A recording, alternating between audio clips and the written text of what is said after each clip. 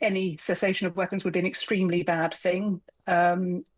Turning the taps on and off is potentially not very helpful. But I think the fact that President Trump has been quite clear that the weapons will continue to flow is a good thing. Ukraine has been hit with the biggest ever aerial attack from Russia. That is according to President Volodymyr Zelensky, with 728 drones and 13 cruise or ballistic missiles striking cities across the country overnight. It comes after Donald Trump told reporters he was increasingly frustrated by Vladimir Putin in his strongest remarks about the Russian president during his second term. We get a lot of bull thrown at us by Putin, for you want to know the truth. He's very nice all the time, but it turns out to be meaningless. Do you want to sanction him? Lindsey Graham has a sanctions bill on Russia. Do you want him to vote? I'm looking at it, yeah. No, I'm looking. The Senate is passing and passed a very, very tough sanctions bill. Yeah, I'm looking at it. That is Donald Trump there. Let's speak to Judith Gough, who is the former British ambassador to Ukraine. Judith, good evening to you. Good evening. Look, two strong talking points there, both the increased attacks Ukraine is facing this summer from Russia, but also Donald Trump's change of language on Vladimir Putin. Where do you want to go first? Which one should we dive into first? I mean, I think perhaps because it is so shockingly awful, perhaps the attacks last night, but not just last night, over recent weeks, we've seen some of the most serious attacks on Kiev and the rest of Ukraine that we've seen since the start of the invasion. And these are attacks targeting the civilian population, recently targeting mobilization officers, and really designed to grind down the Ukrainian population who have been living under this form of attack now for a very long period of time, at the same time as really stepping up attacks in the east. So I think, let's get the really, really bad stuff out of the way. It's pretty bad at the moment. I was talking to a friend last week who lost her apartment. It was hit by a drone. She happened not to be in at the time, thank goodness for that.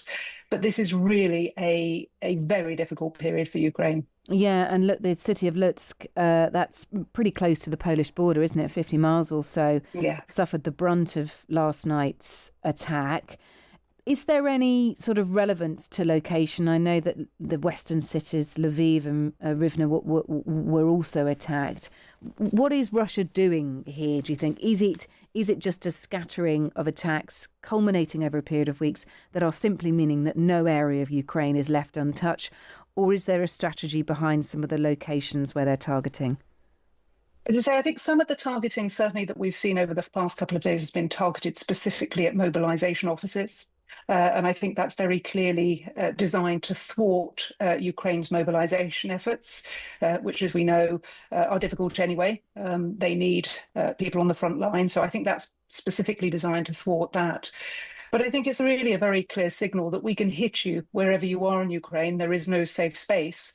And a clear signal, I think, that Putin believes he has momentum behind him and wants to demonstrate that Ukraine, in his view, has no cards to play and really needs to make the concessions that he is after. Where is your head at the moment, Judith, in terms of whether diplomacy can bring an end to this conflict? You're speaking to somebody who's been a diplomat for a very long time, Yes. so I'm always programmed to tell you that diplomacy is the way forward and is what must prevail, and that is what we have to hope in. But at this stage? I think at this stage, we have to keep at it. Tomorrow in Rome, a number of countries will be meeting with Ukraine for the Ukraine Recovery Conference. President Zelensky met with the Pope in Rome today, and I understand that was a very good meeting. So we have to keep working at that. But I think there are a number of things that we need to keep doing. One is the diplomacy, absolutely. Even when it's tough, you keep going. I think the other is to really look at what the cost is to Putin. We haven't seen much of an increase in cost over recent weeks, despite the fact that he has turned up the pressure on Ukraine. And also really to look at how it is we continue to support Ukraine militarily and change the balance on the battlefield. And to that point, Donald Trump did announce more military aid to Ukraine, more weapons to Kyiv, but seemed to have forgotten that actually there was, or is in place, a suspension of military aid that was authorised by his Defence Secretary Pete Hegseth. He was asked by reporters yesterday who'd taken the decision, and he said, sitting right next to Hegseth, I don't know, why don't you tell me?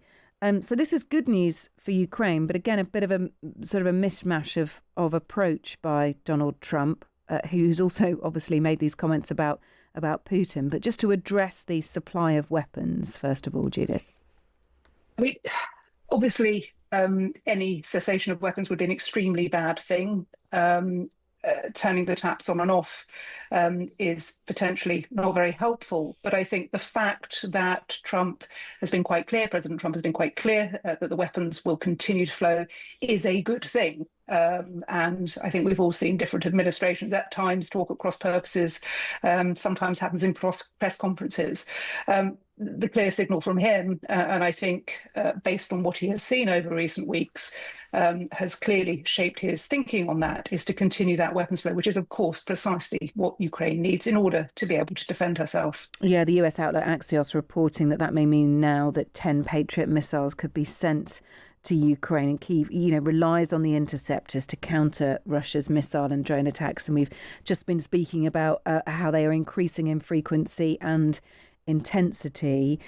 We also heard from Donald Trump last night that he was looking at a sanctions bill. It's been put together by the Republican Senator Lindsey Graham. It would see 500% tariffs imposed on countries that trade with Russia. I mean, sanctions, US, Russia, that is often talked about. This is an interesting one because it is sort of sanctions light, but it is, certainly not a bad idea. It is at least a step in the right direction.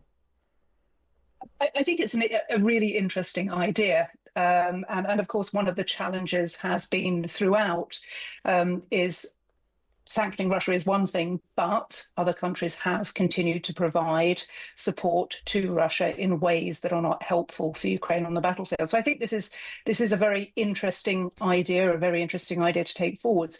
But I think what we have to remember is that we haven't really seen any increase in US sanctions for a very, very long time. Putin, as I think Trump has discovered, indeed many leaders before him have discovered, does not necessarily respond well or in the way that one would hope to a positive overture. I think he acts with strength and he understands and he respects strength. So if there is going to be a sanctions package, I think something that is creatively targeted and increase that cost may well be something that's very interesting to see the impact that will have.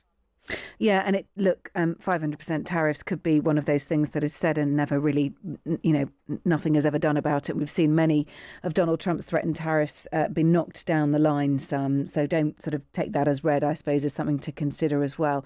Let's talk about what Donald Trump's had to say about Vladimir Putin. The strongest words really of his second term so far, saying we get a lot of BS thrown at us by Putin. If you want to know the truth, this is what the clip we just heard, of course. He's very nice to us all the time, but it turns out to be meaningless. What do we read into this? Is this a little bit of negotiation going on, or is Trump simply speaking honestly and, throwing caution to the Kremlin that he is at the end of his tether with this, or getting to that point? I mean, you'd have to ask Trump how his thinking works on that and what his tactics are. But I think what we are seeing is a growing understanding, as many before him have grown to understand, that President Putin, as a former intelligence officer and an extremely successful intelligence officer, is extremely good at building relationships and engaging with people and not giving very much away himself. That comes with his training, and we have seen time and time again how able he is to engage with people and allow them to think that perhaps they had a different relationship with him to the one they thought. Okay, well, look, it continues. We feel, far away from any kind of ceasefire deal. It has to be said after a little flurry of activity within the last month or so, but we'll keep a close eye on it. Judith, thank you so much for being with us. Judith Gotha, who is former British ambassador to Ukraine.